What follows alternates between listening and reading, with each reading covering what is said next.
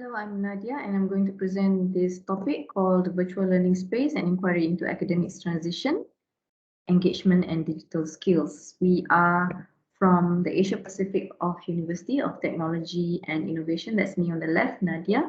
And in my team, there's Jonathan from the Digital Learning Hub and SIREESHA from the School of Maths, Actuarial and Quantitative Studies, APU. And together with the APU Digital Learning Champions that they are named on the screen, we actually assisted each other in collecting the data for this research.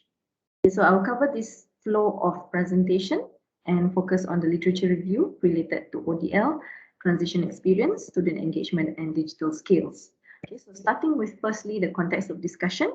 So when the pandemic hits, there is a continuity. A lot of universities and schools decided to continue their learning online and carry on with teaching on a new platform. So our research is actually looking at the sentiments 1 year onwards. How have we academics adjusted to the experience and whether we have engaged with our students, as well as what is our assessment of our digital skills. All right, so this firstly, the topic of transition. Yeah, so from a full classroom or a full auditorium, the auditoriums have become empty and we have moved the learning online. All right, so these are some of the challenges. So there are the challenge of transitioning to the new learning space. There is also the challenge of planning the content as well as learning the skills for teaching. There's also the elements of mental stress, connectivity, preparedness, towards online learning, as well as the issue of collaborating with the leadership in order to coordinate the transition. So, however, with the challenge comes an opportunity. So where lessons are moved online, and these lessons are expected to continue post-pandemic. It's going to be likely a long-term strategy for universities and schools and education institutions. And a lot of materials were created, in fact, after the pandemic, especially from last year, where there is guidance for the teachers as well as the sharing of applications, educational technology applications. So there is also opportunity in collaborative lessons with the digital natives, where they are most comfortable in the space that our students are most comfortable in. Right, so in APU, the APU experience, we have transitioned. It was part of a long-term plan. We were supposed to stagger it out over a few years. However, because of the pandemic, we had to incorporate a lot of e-learning elements into teaching out of necessity, and we created the digital learning champion team in order to guide the others. So there is a training of trainer approach where the digital learning champions assist the others to adapt and to handle online learning. Okay, so the next point is on engagement. So the teachers and the educators understand that there are different aspects of engagement. One is on the planning of the material. Next is also on the delivery, and thereafter whether the tools are suitable and sufficient, and how are we going to assess the learning. Okay, so those are the elements of engagement.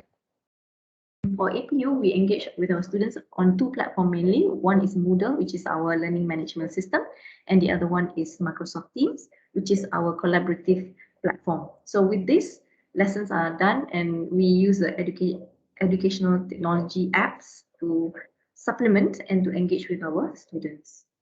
On the aspects of digital skills, we have learned how to manage digital classrooms and improve our pedagogical knowledge together with the apps, together with supplemented apps.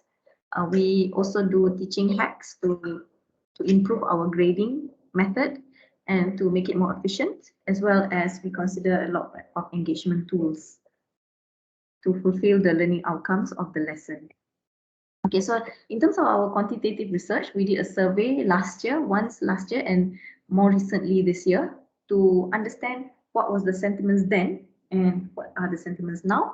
We looked at three main areas. One is the transition experience. The second one is what are the methods to engage our students. And thirdly, what is the lecturer's assessment of their digital skills. So there were also some open-ended questions that were added in 2021 that talked about the sentiments, especially a year on.